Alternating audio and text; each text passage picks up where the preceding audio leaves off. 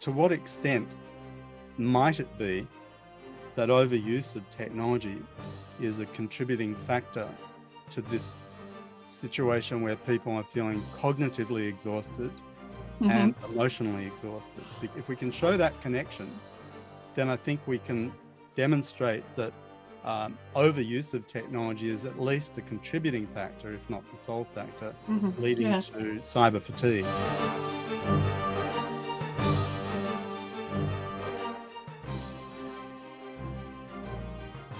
Hello, my name's Peter Coroneos from the Cybersecurity Advisors Network, and I'm very honoured today to be speaking to Baroness Professor Susan Greenfield, who is a very, very well-known and highly regarded neuroscientist from Oxford University. So, Susan, thank you for your time today. It was my pleasure. It's a very important subject. I have, for a long time, thought that the human behavioural aspect of cybersecurity was really at the core of why we still see attacks occurring as we have, and in fact have increased during COVID. But also, you know, prior career, I did teach a little bit of neuroscience and evolutionary biology. And I sort of started thinking a few years ago, I wonder if there's a neurological correlate to the behaviours, the risk behaviours that we're seeing. And then further, because I'd been aware of your work, you know, from, I think the first paper you published to the children was around 2011, roughly? About then, yes, yeah. Yeah. It started in 2009 when I made a speech in the Lords, and then everything evolved after that. Yeah. So just to sort of backtrack to that, your basic premise then, which you then showed experimentally, was that the internet usage is an environmental factor, just like any other environmental factor. And as we understand from the phenomenon of neuroplasticity, changes in our environment will result in changes in the brain. That's putting it at a very sort of high level. And so your research indicated that in children who are still in a highly developmental stage of brain development, that excessive internet use was likely to result in changes to their brains in ways that were not necessarily desirable. Am I paraphrasing that correctly? No, that's absolutely right. Although I'd say it's not just children, although they're the most vulnerable, because they don't have the same sales resistance that the adult might have, having had decades of what we could call a normal childhood in 3 dimensions and all 5 senses being stimulated. So yes, certainly children in particular, but not just children. So was it later research where you sort of extended the hypothesis into the adult population, or was there additional research? No, it was always based, as you correctly say, on the plasticity of the brain, which of course is much more apparent in young children. You know, the Jesuits saying, give me a child till they're 7, I will give you the man. So because they don't, as I say, have the sales resistance, because as you're growing, obviously you develop your own view of the world, your own frameworks, your own concepts and so on, so that anything coming in has to pass the gatekeepers of your existing values and prejudices and experiences. If you're a kid, you haven't got those things, so you're much more vulnerable. So when you're very small, you are only evaluating the world in sensory terms because you don't have existing memories and associations and connections. But as you mature, obviously, you build up your own framework of understanding of the world, and you'll interpret what comes in through that.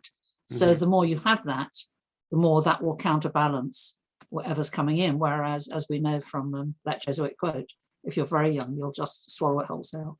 Right.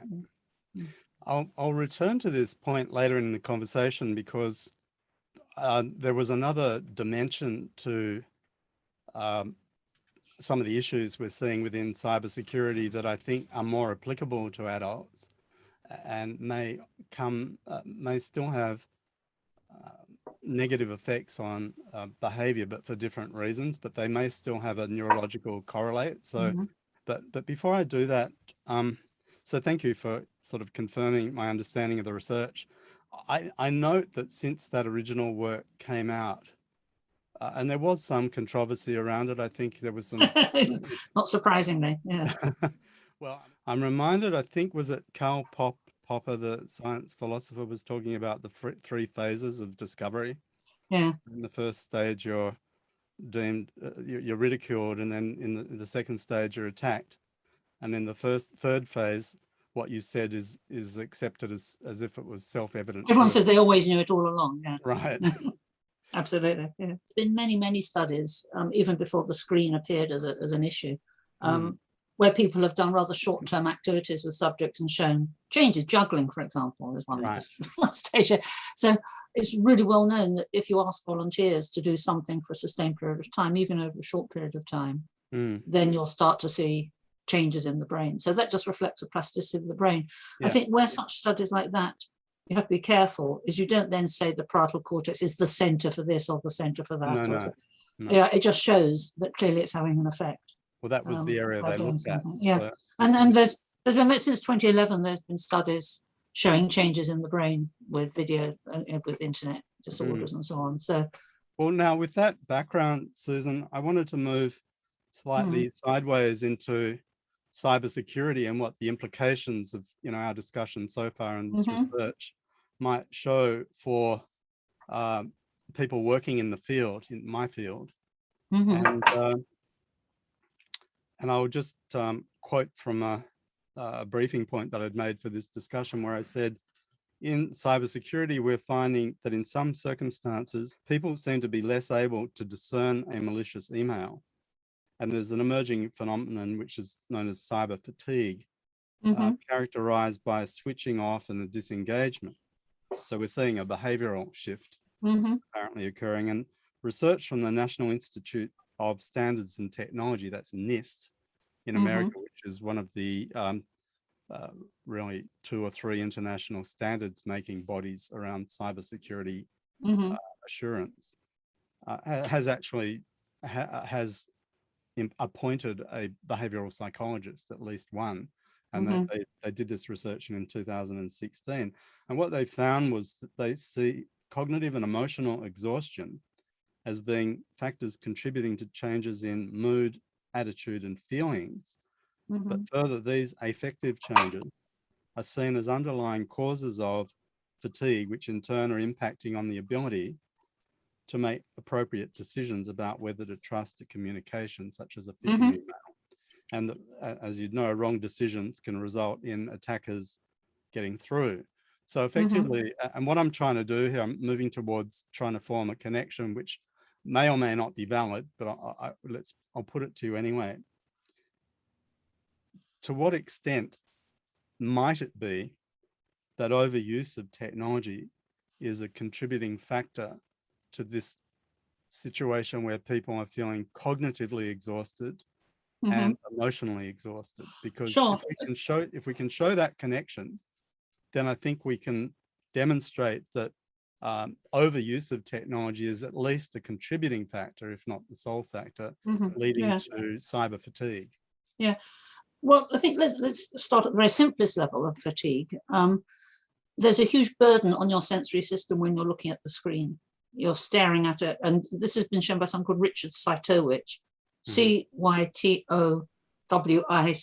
Richard Cytowicz, is a neurologist, and especially for young people, and especially for very young kids, it really can be quite damaging, the eye strain that occurs from reading from the screen. It's also been shown that if you read from a screen rather than a paper book, say, then again, you're much more exhausted reading from a screen than a book. It's just the light, and the eye strain. So even that, then also, if you're focusing on just one thing all the time, a screen, that can be, people I think acknowledge, and they do advise that you should take time out and should focus on a distance just to rest. So the very fact of working at a screen, not moving, sitting, can be exhausting and tiring. So I think at the very basic level of the senses, yes.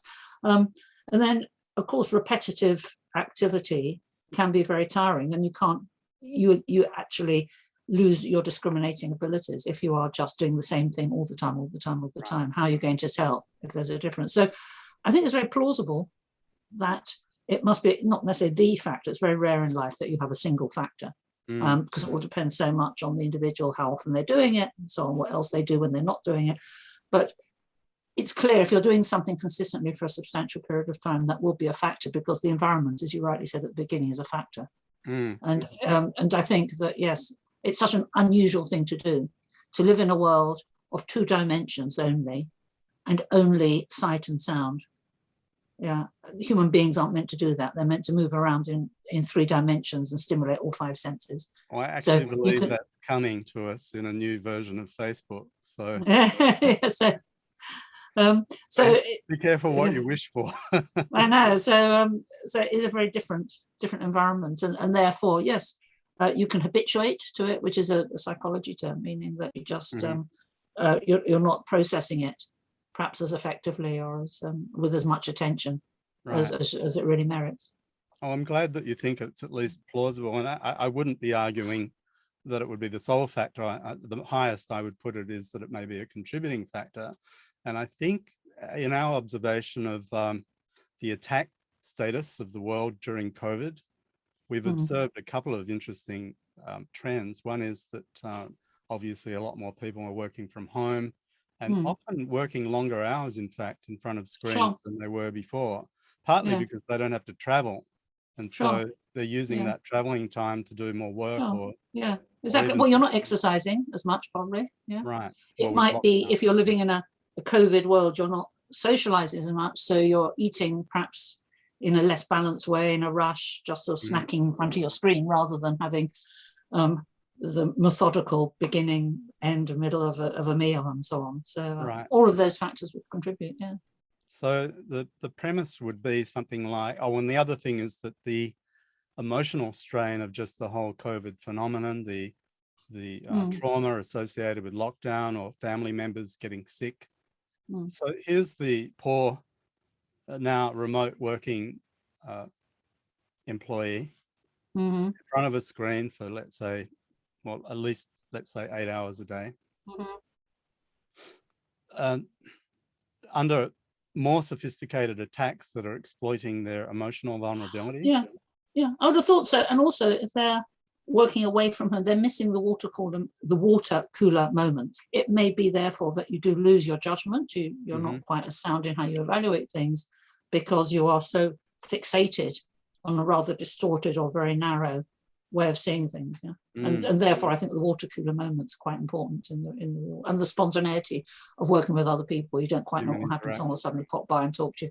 And I think those spontaneous encounters not only can lead to stimulating ideas and so on, but they're very important, I say, to recalibrate you back to reality, rather than living in this parallel universe.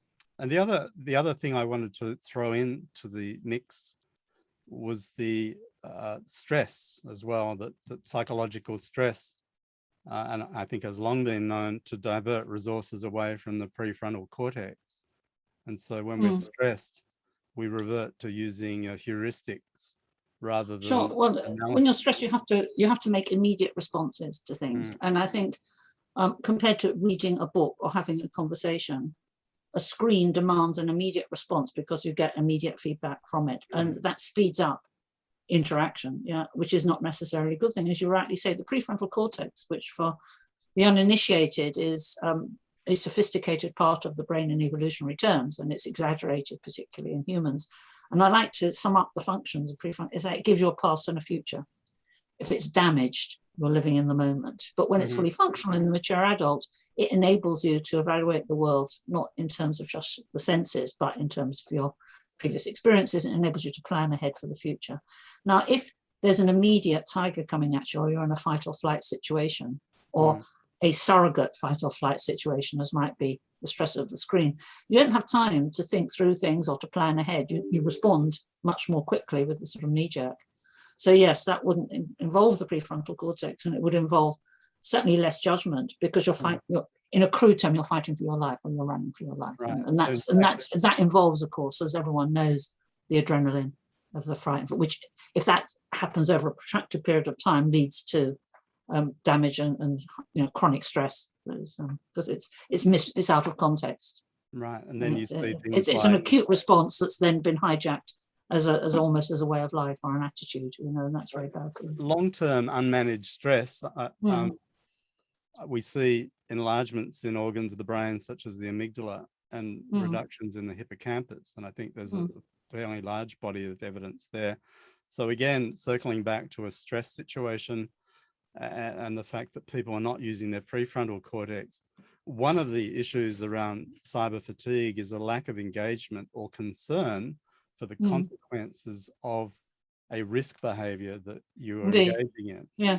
So if you don't have any sense of futurity because you're in the limbic mode, then you're not going to, all the training that they gave you a month ago around not clicking on links or opening attachments is not going to be present to assist you, right? Yeah, it's very interesting if you look at scenarios where the prefrontal cortex underfunctions in adults. Yeah, the most famous one was someone called Phineas Gage in the 1860s. Yes. Who was, I'm sure everyone's heard of this, who's the work on a railway gang, and the explosive went off prematurely and this huge rod was driven through his prefrontal cortex, but he lived to tell the tale, but his whole character changed and became very reckless. So I've often talked about the neuroscience of risk, and I always start with that story, because any neuroscience take on risk starts with a fully functional prefrontal cortex.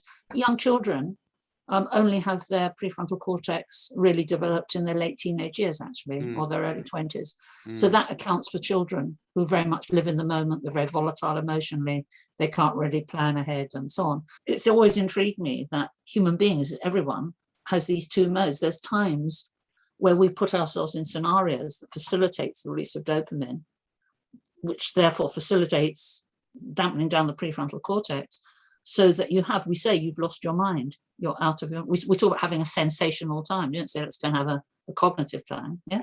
So those elements, it fits perfectly that we choose sometimes in life to devise means, either by putting ourselves in a very strong sensory environment with very loud music or whitewater rafting or whatever, but so strong and so fast that it actually requires you to make immediate sensational responses or sensory responses. Yeah. Or people take psychoactive drugs, alcohol or drugs, which then will impair the transmission in the brain so that you don't have the connections fully fired up. Yeah. Right. Yeah. So we enjoy it. That's why we do it. The dopamine system is actually aids and abets that. So there's times when we want to lose our mind, be out of our mind. Yeah?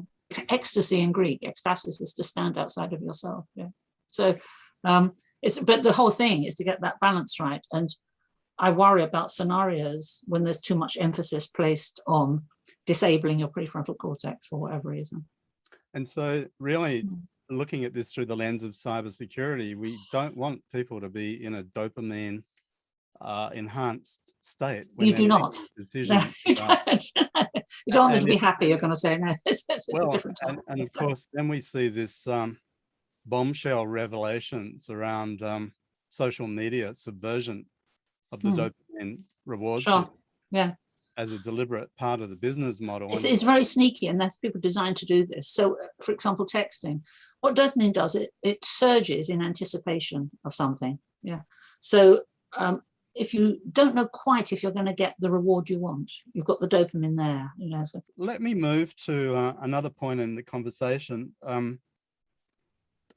we correct in saying now that there is sufficient science to support a causal relationship between screen time and brain development? Of course, establishing in brain science a cause rather than a correlation is one of the big issues that we struggle with as neuroscientists. How would you actually do that? You know, it's because you can see changes in the brain for sure. It's very hard in neuroscience to say something has caused something else. Yeah, but nonetheless, there are certain studies that are trying to do that. There's one by someone called Jean Twenge.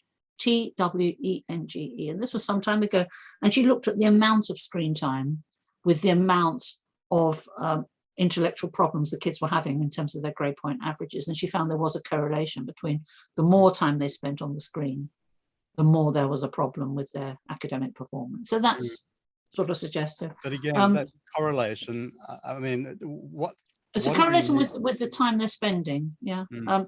But it's very hard. I mean, how would you do it? You see, you'd have to have two groups of people. You'd have to expose one group, and they'd have to be exactly the same in terms of whatever skills or performance you're measuring. And then you'd have to subject one group to some screen technologies and the others not. And then you have to, so it would be a very hard thing ethically to do with human beings. You couldn't really do that very readily. Well, that's why I was sort of struck by that Yale study that I referred to at the beginning. I mean, look, you can criticize it for being a small group. It was only over 6 days. But nevertheless, I mean, that was a group that was subjected to a new behavior that they hadn't undergone before.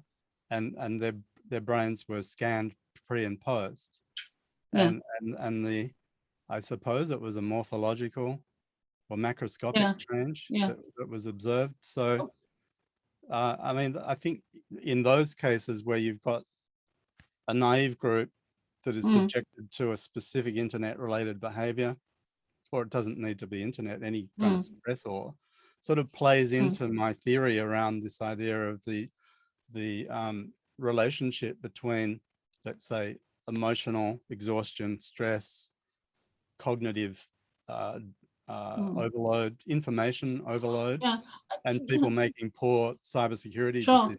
Yeah, I don't think necessarily you even have to go to contrive specific experiments, which are quite hard with human beings, because but you can look. I think a very important sector is the education sector, and I commend a book called Screen Schooled by Joe Clement and Matt Miles. They're in Washington, DC. And I endorsed it on the front. Now, they're veteran school teachers. Now, school teachers, who people sometimes forget to talk to, they have a front row seat because they, as in the case of Joe and Matt, they've been teachers for 20 years, 30 years. So they can see, without the bias that a parent would have, shifts in the performance, the academic performance of kids, the way they reason, their thinking, their attention. And they can see that objectively from a generation, say 20 years ago to now. And I think they are a very valuable resource, for looking. So I'd certainly recommend this book because, as you might imagine, they are very concerned with looking at what school teachers have experienced over and comparing one generation with the next generation, I think can be very insightful. Yeah, I think even anecdotal evidence can be persuasive, can't it? So I know I have a friend that's a school teacher, and he says that it's a real challenge these days keeping kids engaged. Well, they've got the front row, the teachers. They're on the front row, and they see it, and compare with groups. So it can go beyond anecdote if it's something that they all agree on and it's generalized, in the whole class compared to previously. Then you can start to. Yeah. He even said that his kids don't listen to a whole song. Well, there we are. They won't even listen to an entire. They'll listen to the first 8 seconds or 15 seconds until they get sick of it, and then they just swipe to the next one. Yeah, well, that's an easier observation doing brain scans. You can actually tell it. And I observed that behavior in adults as well, which goes back to our original point. I mean, these observations are not limited to kids. Now, kids are not really making cybersecurity decisions, although they probably are making decisions that potentially affect their online safety. Well, I imagine they will be soon. I mean, if what we're saying is that prolonged, unmitigated screen exposure is problematic, however we want to define that. And maybe in my case, I would define it in terms of increased probability of making a wrong cybersecurity decision. Then is one suggestion or solution that we just enforce brakes on our... Yeah, so it's not so much enforcing brakes, but perhaps having some kind of activity that involves leaving the screen in some way. I can't think, but I always like to think that having a beginning, a middle, and an end, rather than multitasking and doing things instantly in return. So reading, gardening, walking, sport of all types, those things, music, they all have a very fixed pattern of a beginning, a middle, and end. And you have to do things in a certain order. Things that impose a beginning, a middle, and end. Reading, you start beginning of the book usually and go through to the end. So these really simple activities that have clearly a time frame, beginning, a middle, and end, I think are very therapeutic and important because that's how you think. You think in linearity. You say, I need to be on track and thinking straight and so on. And the man who developed the treatment for Parkinson's ages ago, he said, thinking is movement confined to the brain. Mhm. A equals B, B equals C, and A equals C. You end up, when you think, you end up in a different place than where you started. Yeah. Mm. And you got to that different place by a sequence of steps. I'm listening to this and I'm thinking, what is it about gardening and cooking and eating, Music and reading and music that is Mm. so qualitatively different? You talk about the linearity. These are different. This calls for a paradigmatic shift. That the paradigm itself is the problem. That you, the exactly. fact that you can sit in front of a computer Yeah, exactly. for 8 hours straight, Yeah, just for toilet breaks or something. yeah. And you have no time and space. You're just there. So somehow one has to introduce this, or an environment where, as well as sitting in the screen, but it's, in a sense, it's getting back to life in the five senses and the 3 dimensions that Back into human the beings physical function world, within. Yeah. which is probably why we find spending time in nature so restorative. Totally, we do. And there's published papers comparing. The high-tech companies try and create a sensorial experience. I remember in Google's headquarters, they had lots of big colored balls that you could just play with. Sure. And it was all actually, I think, very stimulating, in fact, but you're getting people out of the left side of their brain. Yeah. Well, I think the way to do it is, as you're doing, is to persuade people of that they'll be better at their job if they leave the screen from time to time and go for a run, or have a meal with a friend, or slow cook a meal, or perhaps spend half an hour on the piano, or any of those things. Or it might be also that one shifts back to the old paper, that you actually encourage people to write things down or read, because it's that beginning, middle, and end that characterizes the adult human mind. Yeah. Humanity is on a very interesting trajectory. It seems that if we can't address this imbalance, that we risk sort of major shifts in our own capabilities to exercise critical reasoning skills. Well, indeed. And I think in turn that makes us very vulnerable. Well, if we could move to a close now, but I was hoping that we could sort of orient the discussion towards some positive suggestions. Sure. And you've made a few, and I really like, this return to the real world. Exactly. Plea. Yeah.